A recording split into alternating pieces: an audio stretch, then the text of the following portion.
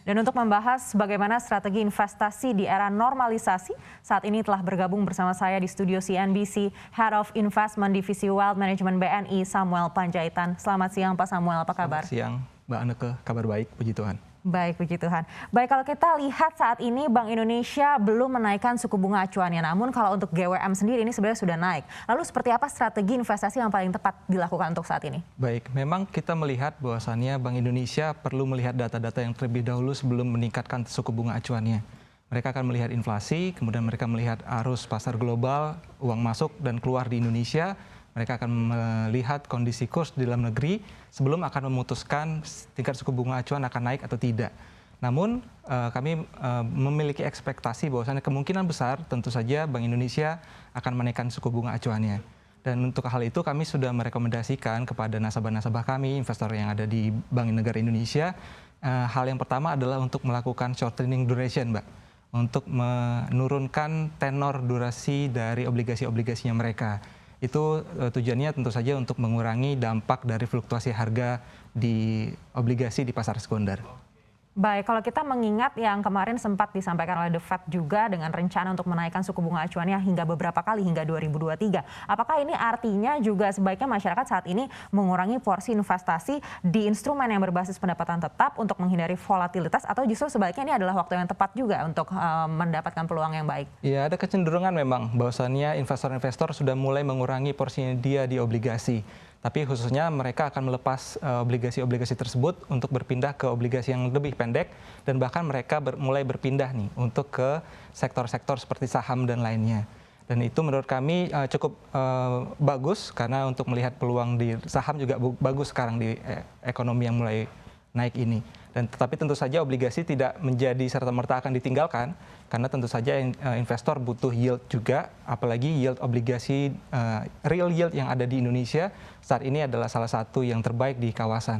Apalagi suku bunga acuannya masih lebih terkendali, yield obligasi 10 tahun masih di angka 6,7 cukup tinggi, dan jangan lupa inflasi di Indonesia cukup rendah dan terkendali. Itu yang membuat yield di obligasi sebenarnya cukup masih menarik.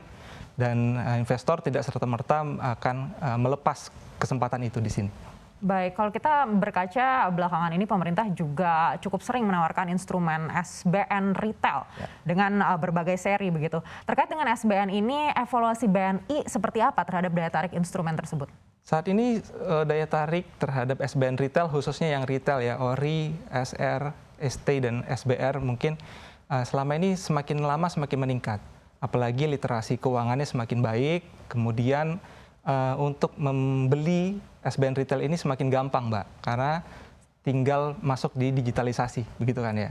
Dan kami lihat semakin lama semakin banyak investor yang mulai beralih ke SBN retail, khususnya untuk anak-anak muda.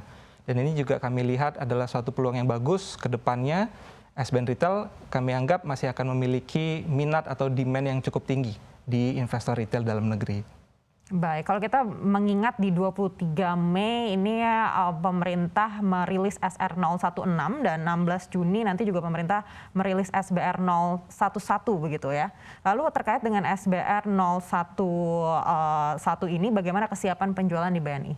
BNI selalu siap untuk menjadi mitra distribusi Kementerian Keuangan dan kami sudah mempersiapkan BNI Mobile Banking dan BNI Internet Banking untuk investor maupun nasabah melakukan pembelian SBR. Dan SBR ini perlu dicatat merupakan salah satu produk yang betul-betul cocok untuk kondisi saat ini. Karena berbeda dengan ORI dan sukuk retail, kalau savings bond retail itu kuponnya adalah floating with floor. Jadi dalam era kenaikan suku bunga yang floating ini merupakan salah satu produk yang menarik. Jadi ketika nanti suku bunganya naik, kupon-kupon yang diterima oleh investor dalam SBR 011 ini juga akan ikut naik. Jadi investor justru akan terhindar dari risiko pasar akibat kenaikan tingkat suku bunga acuan. Baik, target plafon porsi perjualan di BNI sendiri seperti apa? Rata-rata kami untuk yang savings bond retail berada di kisaran 500 miliar dan kemungkinan besar kami akan berada pada kisaran tersebut juga ke Kementerian Keuangannya. Baik, menarik sekali Pak Samuel. Kita akan lanjutkan lebih dalam lagi usai jeda.